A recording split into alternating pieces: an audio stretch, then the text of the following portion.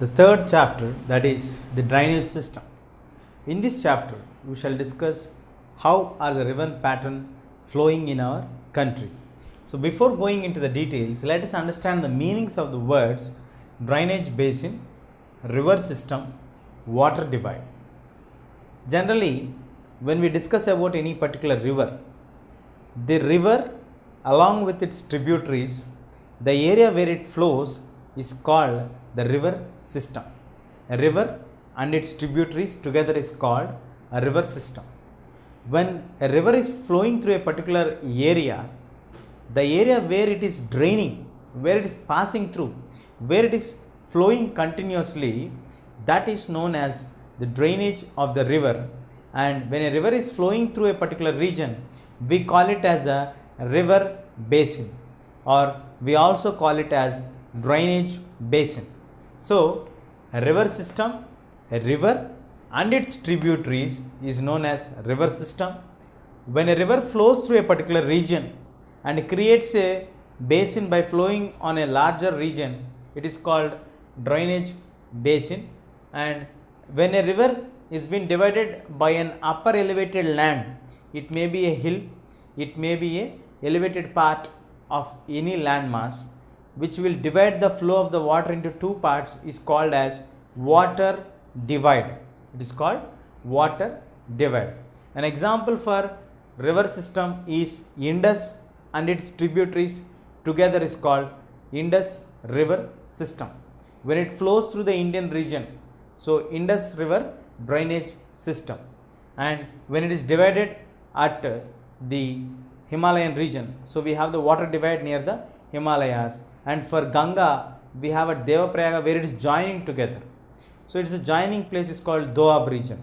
When it is divided, it is called water divide. When it is joined, it is called Doab, two joining together. So like this, we have different words which we use in our Indian river systems or Indian drainage lesson. So now let us know what are the major types of rivers that are present in our country. Now let us discuss about the drainage system of India. In India, how many types of rivers are there? Broadly, basing on the landform which is existing in our Indian context, we can divide the entire rivers into two major rivers. One is the Himalayan river, the other one is the peninsular rivers. The Himalayan rivers are the rivers which have their origination or the source from the Himalayas.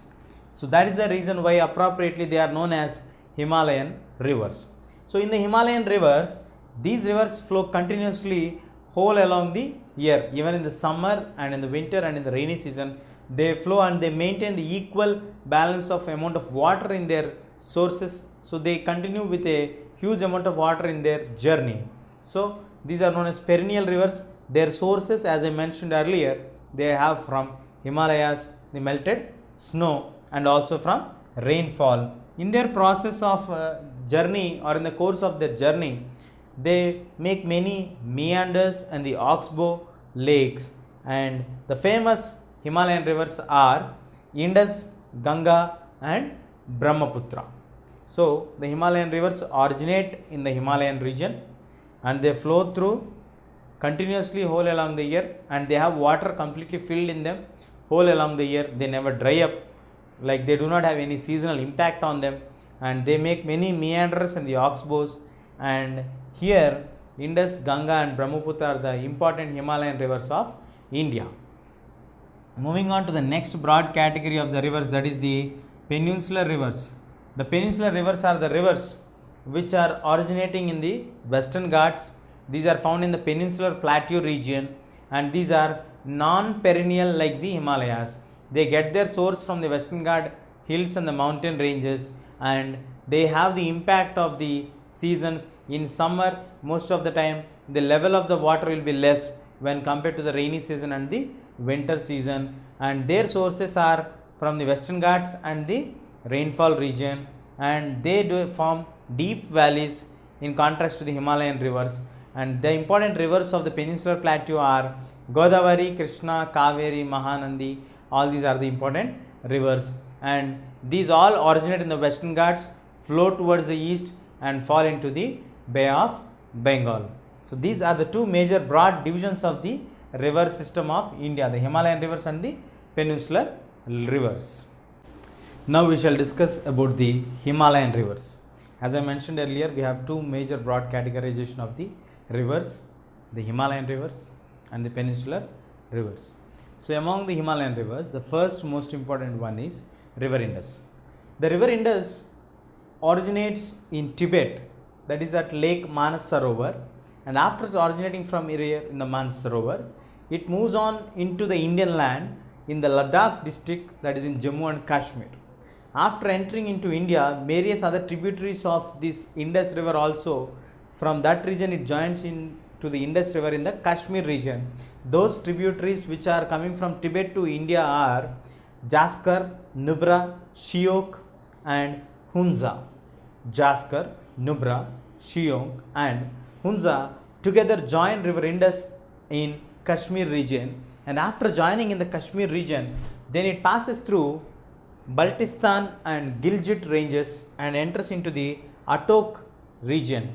After entering into the Attock region, it gets divided itself into 5 major tributaries in the Punjab region, that is Satluj, Ravi, Beas, Chenab and Jhelum, where it provides a huge land with a full fertile and supplies irrigation water continuously for the entire Punjab, Haryana, Jammu and Kashmir, Himachal Pradesh states, and later it enters at Mithankot, the Pakistan, and after entering into Pakistan it flows towards the southward, and then in the east of Karachi it joins into the Arabian Sea, where it ends its long journey of 2,900 kilometers, and it also provides water supply in India for the states like Jammu and Kashmir, Punjab, Himachal Pradesh.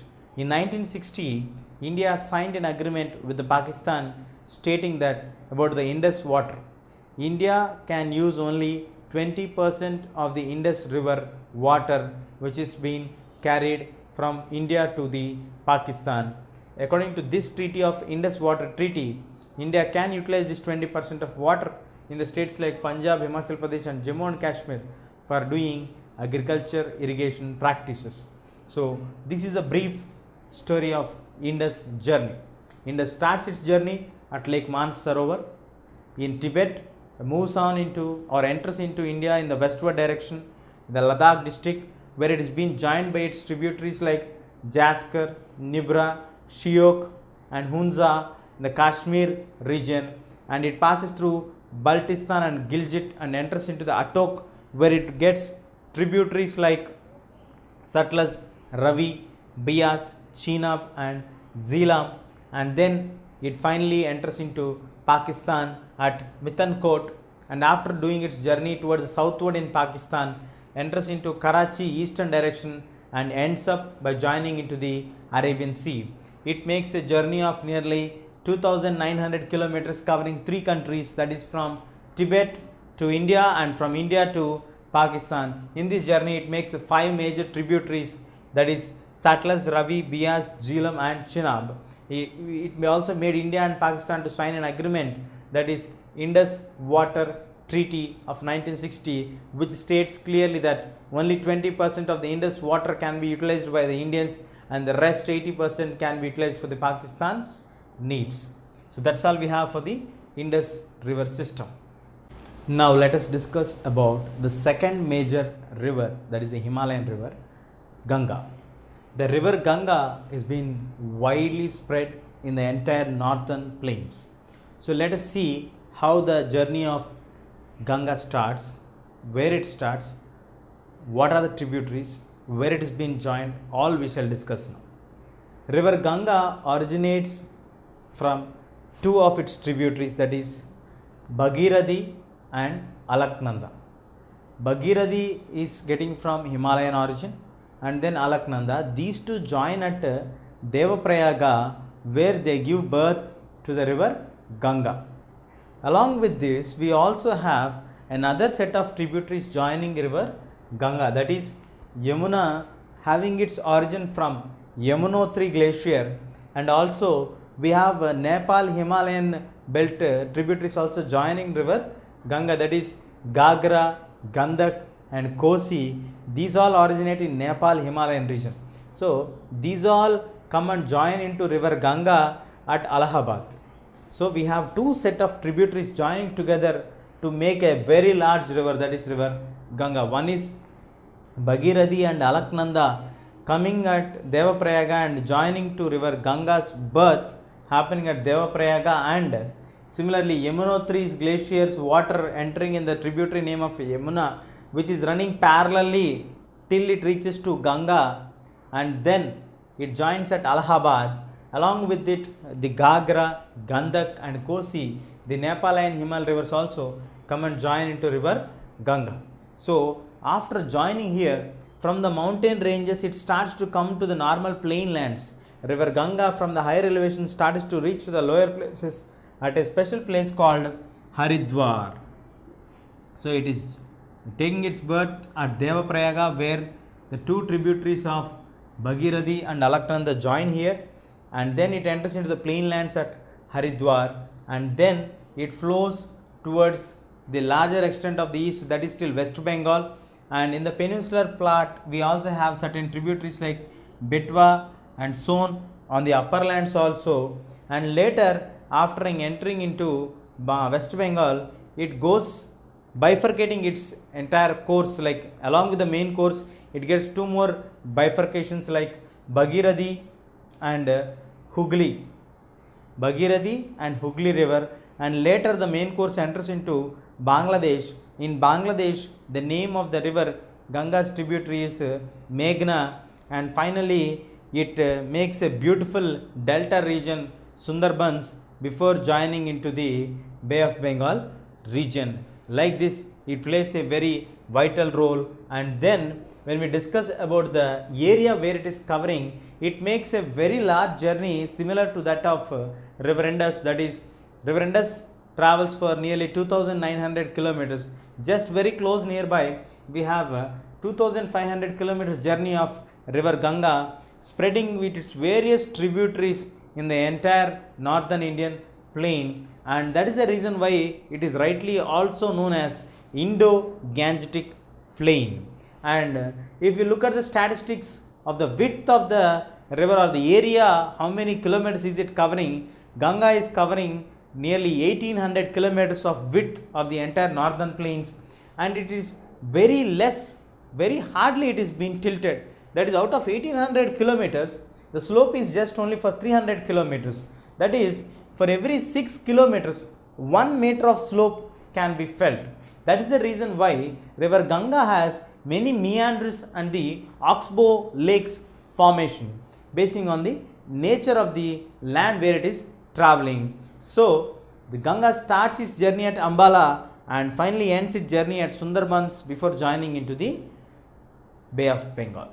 So brief recap of river Ganga. River Ganga is been taking its birth at Devaprayaga with the joining of its tributaries like Bhagirathi and Alaknanda. Along with this, a set of other tributaries also join river Ganga, that is at Allahabad. Yamuna from its origin of Yamunotri glacier comes running parallelly to the Ganga region, and finally it ends its journey by joining into river Ganga at Allahabad. Along with this we also have certain Nepal rivers contributing them like Gagra, Gandak and Kosi. These all come and join and make the river to make its large journey of 2500 kilometers, where from the higher elevations it moves on to the plain lands at a holy place called Haridwar, and from there it moves on towards the east and enters into West Bengal region, where it bifurcates its main journey into two more small tributaries, that is Bhagirathi and Hooghly, and then enters into Bangladesh, naming as Meghna there, and then finally ends its journey creating a beautiful delta region and enters into Bay of Bengal region. Its entire total course of journey is 2500 kilometers. Its width of area covered is 1800 kilometers. The slope is hardly felt, so in the 1800 kilometers only 300 meters of the slope is felt. That is, for every 6 kilometers you find just 1 meter of the slope that you can experience. So because of this, many of the meanders and the oxbow lakes are formed. This is the story of river Ganga and its tributaries, and it also has upland tributaries like Betwa and Son. It is rightly named as Indo-Gangetic Plain because Indus and Ganga are the major contributors for the Indian agricultural system in the northern part of India. Now we shall discuss the third important Himalayan river, that is river Brahmaputra. The river Brahmaputra also originates at a very close point where the river Indus originates, that is near Lake Mansarovar, and then it moves parallelly to the Himalayas. Actually, river Brahmaputra travels more distance than river Indus, but it is traveling outside India, so it does not come into our account. So now it moves on parallel to Himalayas. Then it takes a U-turn at Namcha Barwa mountain range, and then it enters into Arunachal Pradesh, creating a gorge.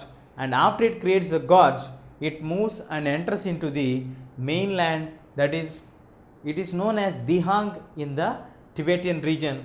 Later it enters into India by the name of Brahmaputra in the Arunachal Pradesh and the Assam regions. If you look at the journey of Brahmaputra, it is first passing through a very smaller deep valleys, and the volume of the water is very less. But as it enters into Indian land, where it passes through a very high rainfall region, so it collects huge amount of water, resulting in the formation of the riverine lands in the Assam region. And Majula is a name of a riverine land which is created by river Brahmaputra, and it is the largest riverine land inhabited by the people in the world, that is Majula riverine land. So it creates a very large riverine lands and which are very fertile in region, and it also carries huge silt soil and the deposits which makes its river bed to get raised up, and which results in the frequent floods in the Brahmaputra flowing regions, especially in the states of Assam. And finally it enters into Bangladesh by naming itself as Padma, and ends up its journey by joining into Bay of Bengal. So it starts its journey at Lake Mansarovar, where actually the river Indus also takes its birth. It moves westward, this moves eastward, and then it runs parallelly to the Himalayas, and finally it enters into the Indian land by creating a gorge, by taking a U-turn near Namcha Barwa, and enters into the Arunachal Pradesh region, which is actually known as Dihang in the Tibetan places, and later it enters into the Indian, it gets named as Brahmaputra in the states of Assam and the Arunachal Pradesh regions, and later it passes through Indian land, and where we have heavy rainfalls, so it collects huge amount of water, soil, silt and everything, and it creates a very large deltaic land and the riverine land, that is resulting in Majula riverine land, resulting in the largest inhabited place in the world of the riverine lands. And then it also creates the rise of its river bed because it collects huge silt and deposits, and finally it enters into Bangladesh and gets renamed as Padma, and finally ends up its journey by entering into Bay of Bengal. Now let us discuss about the peninsular rivers. The peninsular rivers are again bifurcated into two categories. One is the west, the other one is the east. On the western side we have Narmada and Tapi, while on the eastern side we have Godavari, Krishna, Mahanandi, Kaveri, all these come under the eastern side. How do we bifurcate them as the west and the eastern rivers? The rivers which flow westward and fall into the Arabian Sea are called west flowing rivers. The rivers which flow towards the eastern side and fall into the Bay of Bengal are called eastern flowing rivers. Why we are mentioning many rivers on the eastern side and not having many on the western side?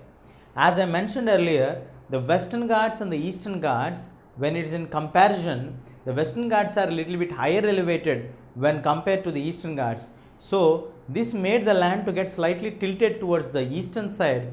So this slope made the rivers all to originate in the western side and flow towards the eastern side and fall into the Bay of Bengal. That is the reason why we have many rivers, the east flowing rivers, while we have very few rivers that are the west flowing rivers, like river Narmada and Tapi. Let us first learn about the west flowing rivers. Now, let us now first learn about the west flowing peninsular river. As I mentioned earlier, the peninsular rivers have its origin from Western Ghats. So, here also for river Narmada, we have its origin at Amarkantak hills, which are located in the state of Madhya Pradesh. Later, it moves through a rift valley. That is the reason why it is flowing towards the westward direction. Generally, Western Ghats are a bit elevated when compared to the Eastern Ghats. So, phenomenally it has to move towards the eastern side. But as it is flowing between the two mountain ranges and in between them we have a rift valley. So, that is the reason why it is not getting connected to any other parts outside, and it passes through the rift valley and moves on towards the western side and then enters by creating a scenic beauties or picturesque beautiful places like marble rocks at Jabalpur region and also a deep gorges at Daudar Falls. These are the excellent scenic beauties which are been created by river Narmada, and then all the tributaries of river Narmada run parallelly in right angles to the river, and they are very short tributaries and they contribute very little to the irrigation purpose. And it passes through two states, that is Madhya Pradesh and Gujarat, and finally it ends up its journey by joining into the Arabian Sea.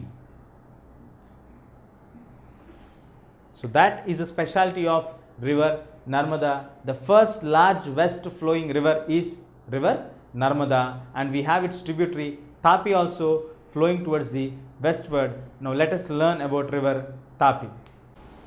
The second west flowing river, that is river Tapi. Let us now learn about river Tapi. From where does it start, what are the states that it drains, and where does it end its journey. So, river Tapi starts from Satpura ranges, which is located in the Beetal district of Madhya Pradesh, and then it passes through a rift valley. After passing through the rift valley, or in its journey of the rift valley, it actually covers the three states like Madhya Pradesh, Maharashtra and Gujarat, and finally it ends up its journey by joining into the Arabian Sea. The reason for the rivers which are flowing towards the westward are short-lived rivers, because the distance or the narrow plain between the Western Ghats and the Arabian Sea is very narrow. That is the reason why all the rivers are very narrow or very short-lived in this region. Some of them, for example, are Sabarmati, river Mahi, Bharatpuzha and Periyar rivers. Please find out in which states are these actually flowing. So, these are the west flowing rivers of India. Now, let us look at the eastern flowing rivers of India. Now, let us learn about the river Ganga. We already discussed about the Himalayan rivers, river Ganga. But now, in the peninsular plateau also we have a river called as Ganga, that is none other than river Godavari, that is known as Dakshina Ganga. Let us learn about Dakshina Ganga, river Godavari. River Godavari starts at Nasik in the Western Ghats, which is located in Maharashtra, and it starts its journey very humbly and reaches to the Bay of Bengal by crossing many states and doing a journey of 1500 kilometers. And 50% of the Maharashtra region is being supplied water by river Godavari, and it also reaches to the states like Madhya Pradesh, Orissa, Andhra Pradesh, and also the newly formed state like Telangana. And we have the tributaries for river Godavari like Purna, Vadra, Varda, Pranahita, Manjira, Vainganga and Penganga. The last three tributaries are very large tributaries, and that's the reason why, as it covers a very wide range of region and also has many tributaries just like river Ganga, so it is also known as Dakshina Ganga. Ganga starts its journey at Nasik, passes through the states of Maharashtra, Andhra Pradesh, Telangana, and also Orissa state, and it has many tributaries like Purna, Vardha, Pranahita, Manjira, Vainganga, Penganga, which are very large tributaries, especially the last three like Manjira, Vainganga and Penganga are very large tributaries, and it provides a very huge amount of water supply in the states like Maharashtra, and then the next Madhya Pradesh, Andhra Pradesh, and in Telangana states. So we find it similar to the area where it is covering like very large area like just like river Ganga. So it is also known as Dakshina Ganga, that is rightly known as Dakshina Ganga. Now let us learn about the second largest river in the peninsular rivers, that is river Krishna. River Krishna starts its journey from a spring in Mahabaleshwar, and then in Maharashtra it starts to flow towards the downwards in the eastern side. It travels towards 1400 kilometers before it reaches to Bay of Bengal. So in its journey it has many tributaries to join this, that is Tungabhadra, Koyana, Gatprabha, Musi and Bhima. While in these tributaries it serves the states like Maharashtra, Karnataka, Telangana and Andhra Pradesh states. Finally it reaches to its ending point or the source, that is the Bay of Bengal. It also contributes largely for irrigational purposes, and we also have a dam which is built on this one, the Nagarjuna Sagar dam. So we have its journey starting at a very humble beginning like spring at Mahabaleshwar, which is also again coming in the Western Ghats. Its total journey is 1400 kilometers. It passes by its tributaries like Tungabhadra, Koyana, Gatprabha, Musi and Bhima. It covers the states like Maharashtra, Andhra Pradesh, Telangana and Karnataka states, while it ends up its journey by joining into the Bay of Bengal. So in this way it covers the entire journey to a final destination. Now let us learn about the rest of the two major peninsular rivers. One is Mahanadi, the other one is Kaveri. First let us look at Mahanadi. Mahanadi starts its journey at the highlands of the state of Chhattisgarh, and it flows through Orissa and makes a journey of 860 kilometers and reaches the Bay of Bengal. It starts in the Chhattisgarh and then flows in the state of Orissa and finally reaches to Bay of Bengal. In this process it is covering nearly 4 states, that is Maharashtra, Chhattisgarh, Jharkhand and Orissa states. So in its long journey it is covering nearly 4 states. It starts at Chhattisgarh and finally reaches towards the Bay of Bengal, the source of its journey, and ends its journey by joining into the Bay of Bengal. Moving to Kaveri.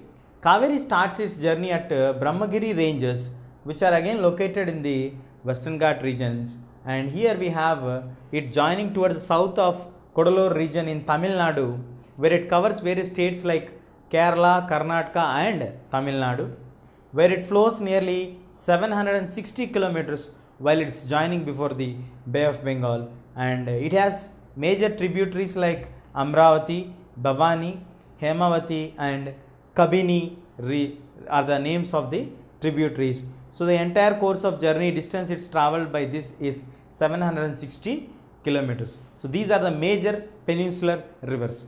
Other than the rivers when they are doing their journeys, either the Himalayan rivers or the peninsular rivers, they take the turns. The due course of the rivers results in meandering and also formation of the oxbow lakes. It's not the only reason why the lakes are being created, but we also have the land, the faulting and the flow of the water, all these, the underground water layers also resulting in the formation of the lakes. Let us now find out some of the famous lakes in India.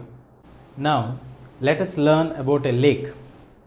A lake is generally created because of the basic landforms, as I mentioned earlier, the movement of the rivers and all these things. Now let us start from here. When we talk about a lake, we just remember a word called Dal. The Dal lake is a most significant lake in our country because where it's very beautiful and we have the house boating and all, and it sometimes gets completely frozen as it is located in the Jammu and Kashmir region. a very cold region. And lakes are mostly permanent, sometimes they are seasonal, only in the rainy season we find lakes, and some of the lakes are inland lakes. So these are the different types of lakes what we have in our country. Now moving on to understand how these lakes are formed, the major reason for the formation of the lakes is the meanders. What is a meander? The river, when it is taking its course of journey, when it takes these turns are called as meanders. So these turns are known as meanders. So you may get a doubt how a lake can be formed. In the due course, when the river gets its overflowed and when it takes its journey like this and it gets off the link cut off from the main source, so there is a possibility to the silt and the soil which was being brought by the river cover up the gap, and the river starts to expand and continue in its own course of journey by leaving away this part. This part which has been left out is known as oxbow lake. The turns are known as meanders, the cutoff part is known as oxbow lake. Any meander can be turning into an oxbow lake.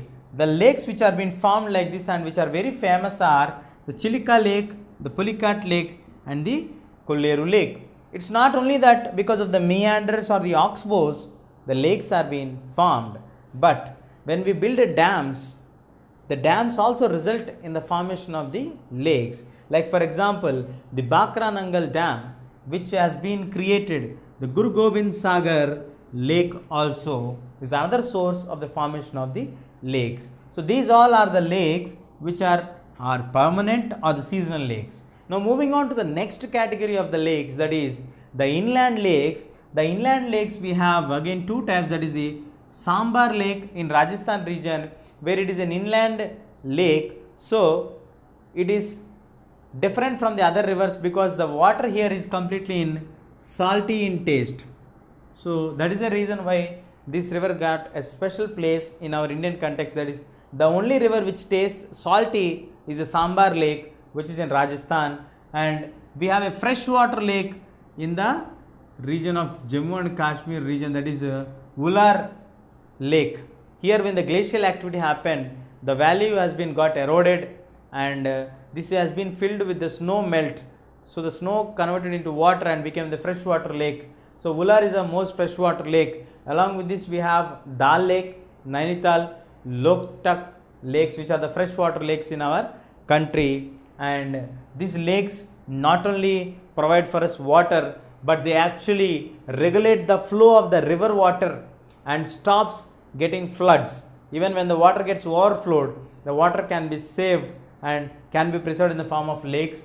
Floods can be controlled, and also they add beauty, natural beauty to the scenes. Like for example the Dal lake, the Loktak lake, all are very good examples how a lake adds to the natural beauty of a place.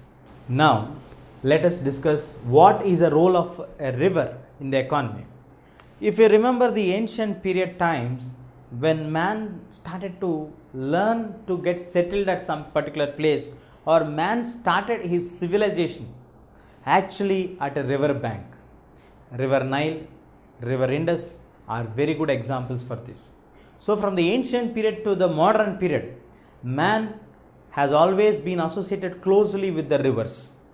So man's life started settling only at the river places or at the banks of the rivers. So it's not that rivers do not contribute to economy. Rivers do contribute largely for economy. That to a country like India, where largely 70% of the Indians depend directly on agriculture, where the rivers supply water for the agriculture by irrigational facilities, and we also use the rivers for navigation, transportation, and we also nowadays creating dams and generating electricity from this one. So rivers do largely contribute to the economy of a country, and especially to a country like India where many people do depend on agriculture. So most of the people's livelihood is directly associated with the rivers. So that's how rivers contribute largely for any country's economy, and many people are earning their livelihood because of the flow of the rivers. And now, understanding the major serious concern of the time, that is pollution. The rivers are getting polluted and contaminated very seriously. We have to take it very seriously because the river pollution or the river contamination happens when the dust, waste and the chemical output, everything, the effluents, everything gets joining into the river, and when the river is using that one, it has a capacity to cleansing itself. So the river start to cleanse itself. For example, like take river Ganga.